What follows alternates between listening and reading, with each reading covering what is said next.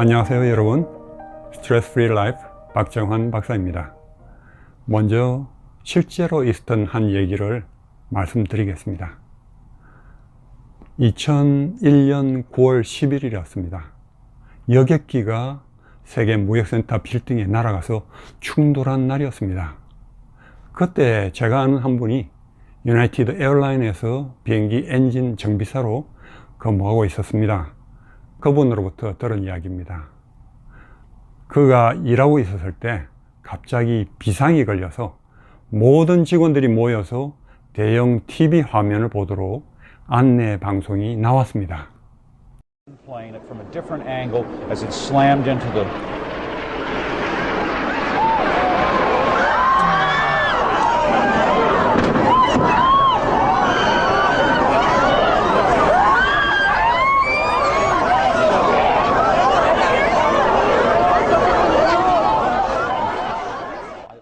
그들이 모여서 본 것은 정말 말이 막히게 하는 그런 광경이었습니다.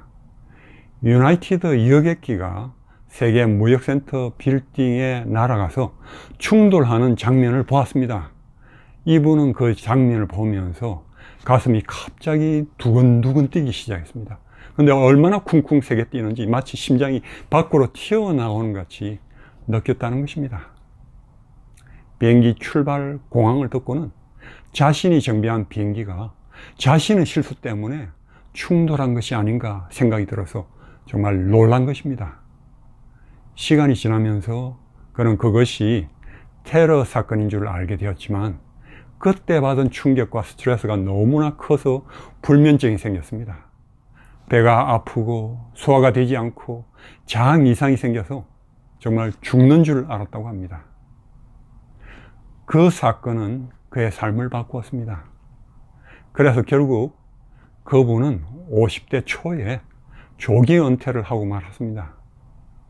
그 뒤 이분은 산에 가서 자연을 접하며 살면서 시간이 흐르면서 마음과 몸이 안정되고 회복이 되었습니다. 이 정비사의 반응은 강한 스트레스가 몸에 얼마나 무섭게 영향을 미치는지 잘 보여주는 사례입니다. 오늘은 병들게 하는 스트레스에 대해서 말씀드리고자 합니다. 우리 모두는 어느 정도의 스트레스를 경험하며 살고 있습니다. 어떤 사람들은 다른 사람들보다도 스트레스를 더 잘 극복하죠. 의료 전문가들은 스트레스가 대부분 질병의 원인이 됨을 알려줍니다. 그런데 스트레스로 인한 피해를 겪지 않으려면 스트레스가 어떻게 병을 일으키는지를 아는 것이 먼저 필요하다 생각됩니다. 밝혀진 바에 의하면 병원을 찾는 환자 대부분, 즉 75 내지 90%가 불안, 분노, 슬픔, 고독감 혹은 공포감 등을 동반한 스트레스로 인한 질병으로 병원을 찾습니다. 제가 건강 프로그램에서 환자들을 상담하다 보면 자식 문제, 배우자 문제, 시댁과의 문제, 경제적 문제 등으로 걱정하고 분노하고 우울하고 불만을 가져서 그러한 스트레스로 인해서 병에 걸린 사람들이 정말 많은 것을 발견했습니다. 단기간의 스트레스는 우리 몸이 견디지만 장기간 스트레스를 계속 받게 되면 몸이 견디지 못하고 면역이 떨어지게 됩니다. 그래서 마음에 불평과 불만, 스트레스가 많은 사람의 몸은 그만큼 병에 잘 걸리고 사망률이 높아지게 됩니다. 저명한 정신과 의사인 폴 투니어 박사는 일반적인 많은 질병들은 생에서 얻어지는 심각한 불만족의 표현 외에 아무것도 아니다 라고 했습니다. 그리고 엘렌 화이트는 그녀의 책 치료봉사에서 마음의 상태는 많은 사람들이 깨닫고 있는 것보다 건강에 훨씬 더 큰 영향을 미친다. 사람들이 고통당하고 있는 질병의 대부분은 정신적 우울에서 온다. 슬픔, 걱정, 불만, 후회, 죄책감, 불신, 이 모든 것은 생명력을 저하시키고 쇠약과 죽음을 초래한다 라고 했습니다. 제 오랜 투병 경험으로도 몸의 컨디션이 제일 나빴을 때는 스트레스를 제일 많이 받았을 때였고, 마음이 즐거웠을 때는 통증도 있고 몸도 가벼웠습니다. 그만큼 마음이 몸에 미치는 영향은 정말로 큽니다. 우리가 두려운 전망을 가지고 앞날을 내다보면 부정적인 감정의 영향으로 인해서 면역이 떨어져서 건강이 악화됩니다.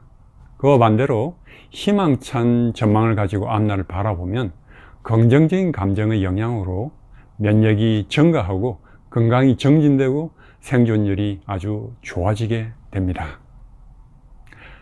1970년대 미국 국립보건원 수석 뇌신경과학자였던 캔더스 포트 박사는 이런 현상들을 설명할 수 있는 단서를 발견했습니다. 포트 박사는 책 감정분자에서 그에 대해서 설명해 줍니다. 그녀는 감정분자, 그 호르몬 문제를 받아들이는 수용체가 뇌뿐 아니라 온몸의 세포에 있어서 감정 호르몬 분자가 세포 수용체에 붙기만 하면 그 세포의 능력이 변하는 것을 발견했습니다.